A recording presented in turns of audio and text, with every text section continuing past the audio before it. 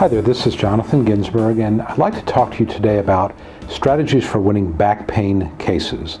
As you might imagine, back pain, spinal issues are very, very common in Social Security disability, and judges see them a lot.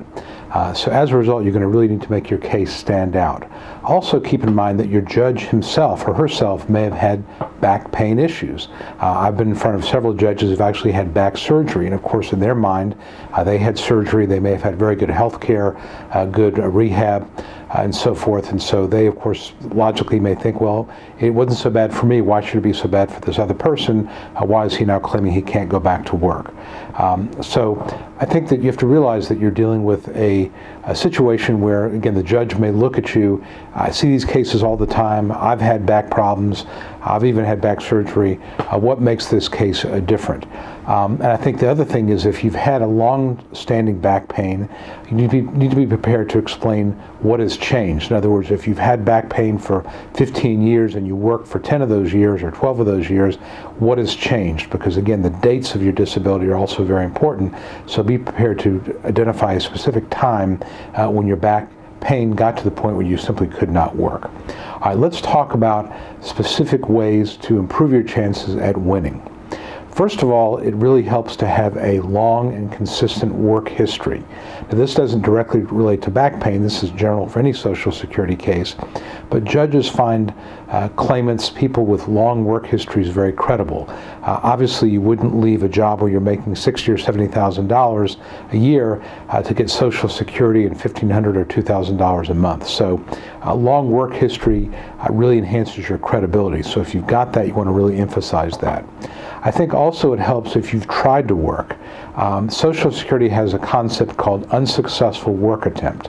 And what that means is that you've tried to work, sometimes it has lasted less than 3 months, and you simply could not do it. I think if you've got back pain cases, or back pain case, and you've tried to work and you simply can't do it because of the ongoing pain or limitation of movement, that shows you're trying to work. And again, when you want to stand out, you want to be different from the other 15 cases the judge sees that week involving back pain, show you've really tried to work, and if you've got 5 or 6 or 2 or 3 unsuccessful work attempts, that can go a long way to enhancing your credibility. Next, I think it's really important to have diagnostic evidence, and really this would be the form of an MRI or a CT scan that shows some sort of a herniated disc or severely bulging disc with a spinal cord impingement or some sort of spinal instability. These are things that show this is not just osteoarthritis, the normal back pain that everybody gets, but this is something that is medically identifiable as being very, very severe. Herniated disc means that the cushioning material between your discs or between the vertebra has come out and is no longer providing the padding and the cushioning. That's indicative of a very serious back issue. Although realize that herniated discs sometimes can repair themselves just over time. So if you have a herniated disc from 4 or 5 years ago, it doesn't mean that your back pain is going to be deemed disabling now 4 years later. You've got to show that there's been ongoing problems, and to that end, I think you need to show ongoing treatment. I've had some clients tell me, well, I've gone to the doctor, nothing they can really do for me, they give me pain medications, it's really not helping, I can't afford to go, so I stopped going. That's not a good idea. I think you want to show ongoing treatment. Even if the doctor's not doing anything, it's very helpful to show ongoing treatment and a consistent ongoing treatment record with a treating physician, ideally one who'll give you a functional capacity form or narrative report setting out the limitations. So you don't want to have gaps in your treatment. I think you want to show compliance with whatever the judge has suggested, except and up to surgery. I don't think you need to show you need to undergo surgery if you don't feel comfortable with that.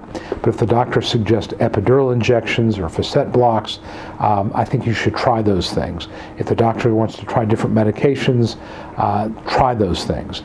I think you want to show you're completely compliant, physical therapy, whatever the doctor suggests. You don't want in the record that you've refused his suggestions, especially if it's non-invasive and it's something that is fairly conservative and shouldn't hurt a lot. You should really try that. I think that you should make sure when you go to your doctor, you report all of your symptoms, even the ones that are embarrassing. Frequently, if you've got significant back pain, you may have bladder or bowel incontinence. You may need to wear adult diapers. There may be sexual dysfunction. These are embarrassing things that nobody wants to talk about, but again, they indicate that there's a significant severe back problem. Let your doctor know, because that's something, if a judge sees that, that suggests that you've got a really, really bad back issue. So make sure to tell your doctor about all those embarrassing type of things, and at the same time in the hearing, be prepared to testify about those things. I've won a lot of cases on incontinence, because if you have to go to the bathroom or to change your clothes, whatever, 2 or 3 times a day, that's going to be inconsistent with competitive work. So those type of things, as embarrassing as they may be, could be very important with your Social Security case. And finally, you want to be very, very specific with your testimony. What I mean by that is, the judge says, how does your back problem affect your ability to function in a work environment? Don't say, I can't sit very long, or I can't walk very far. You want to give them very much specific information. I can sit for 10 to 15 minutes. I've got to take a 5 to 7 minute break and walk around. I can stand for 10 to 15 minutes, but I've got to take a 15-minute break and sit down after that. I can sit for a total of 3 hours in the day. I can stand for a total of 2 hours in the day. That's how specific you want to be. If you talk about reaching over, I can't bend down, I can't stoop, crawl, kneel, crouch, I can't climb on ladders. You want to be really specific. I can lift 5 pounds, but maybe only once or twice in a 4 or 5 hour period. Otherwise, my back goes into spasm. I can't lift a gallon of milk. And all these things that I would talk to you about in a pre-hearing conference, but you want to be very specific and stay away from not very much or not very far. So those are some specific ideas that I've kind of collected over the years that have helped me win back injury cases for Social Security disability. If you have any questions, please feel free to let me know. And if you have want to contact my office, please send me an email or drop me make a phone call. Happy to talk to you. Again, my name is Jonathan Ginsberg. I'm an Atlanta area Social Security disability attorney. Hope this has been helpful, and I'll talk to you soon.